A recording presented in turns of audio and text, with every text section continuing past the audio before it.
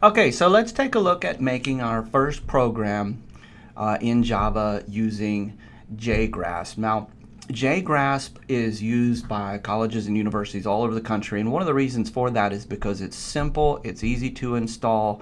You don't have to go through and do a lot of setup.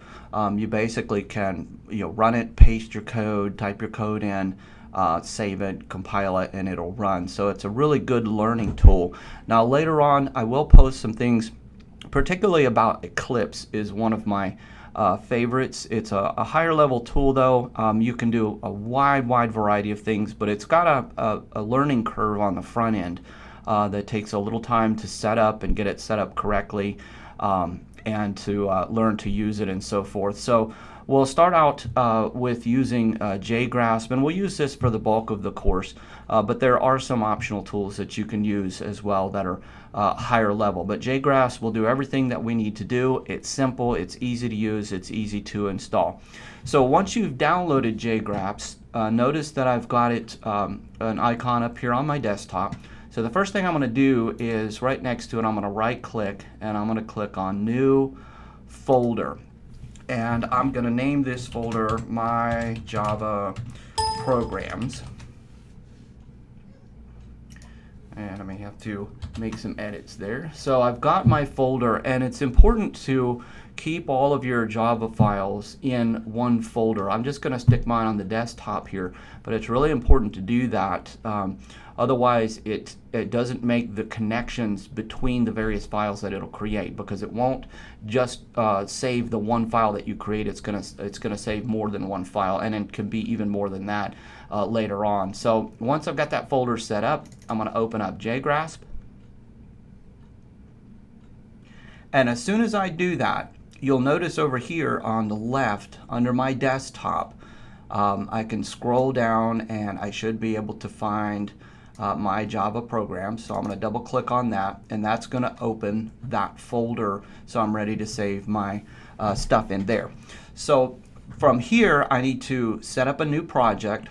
So up at the top here over on the left, I'm going to click on File, New, and Java. And you'll notice that when I do that, I get a lot of tools that I can use, and down below that you'll see the area where your program will display when it runs, and we call this at runtime. So at this point I'm ready to type in my Java code. I'm going to go ahead and do that and make a real simple program here. This is just a simple program, public class, welcome 1. This is the name I assigned to it. So this where I'm highlighting, that's what you're going to change when you want to create another program. You're going to name it something else. In Java, these are public classes. And we'll learn more about that. I've got some basic information here with my main method and so forth, and then I've got the essential part of my code. Notice that here in orange I've got my comments that are preceded by the // there, and notice that my literal text is in green, so I can and they're between quotes, so I can modify that if I want to. So from here I want to run my program. In JGRASP it's really simple to do. You don't have to do a lot of compiling and setting things up and so forth. Just come up here to what I call the little run guy, the little guy in red here, this button, click on it, and it will require you to save that, and there's some reasons for that we'll get into later, but I'm going to go ahead and click on save, and notice that it defaults to that new folder I created with the My Java Programs. And notice down here at the bottom it defaults to the name of my public class, which is welcome 1. These two things have to match in your code and in the name of your file, otherwise you're going to have some issues. So notice as well it's got the .java extension, and it's going to create some additional things that we'll see later on. But I'm going to go ahead and save that. I need to leave that name by default because it's got to match my public class. So I'm going to go ahead and save that. It's already set up for my folder that I created, and now when I save that, it's going to go ahead and run the program, and notice down below I've got my output. So I've got my name there, I've got welcome to Java and so forth, and I've got the blinking cursor below that. So I can run it again if I want to. I can do a variety of things that you'll get used to as you work through the course, but this will get you started. One last thing I wanted to point out is this tab right here. As you open additional programs, and you'll come to this later more in the advanced course, you're going to be dealing with other classes and things like that.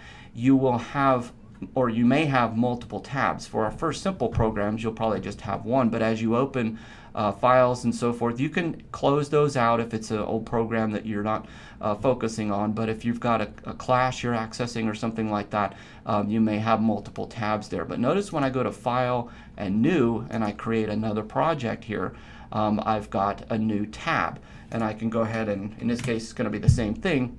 I can run that. It's going to prompt me to save, and if I click Save, notice that it's going to overwrite that welcome one. That's because I've got the same class name there, that public class. I can change that. You need to change that if it's a new program, but keep that in mind because that's going to come in handy later on. And if I want to get rid of this, all I have to do is click and discard that, and now I'm back to my tab. So I can clean this up if I want to. I may have multiple tabs in more complicated programs, and there's other tools that I can use as well. But notice also over here on the left, I've got two files. I've got my Java file that I created, the .java extension, and I've got my .class file. So if I go over here to the folder I created and click on it, open on my other monitor, so I'm going to drag it over, notice that it created two files, the class file and the Java file. So if I want to open this again in JGRASP, as you have additional programs, all I have to do is double click on this one, and it should open it right up in JGRASP, and it brings me right back here and opens my program, so I'm all ready to go. This is the great thing about JGRASP. It's simple, it's easy to use, there's not a lot of buttons and compiling and setting up and so forth. You can paste your code in, run it, and you're all ready to go. So hopefully this will help you get started and get up and running with JGRASP.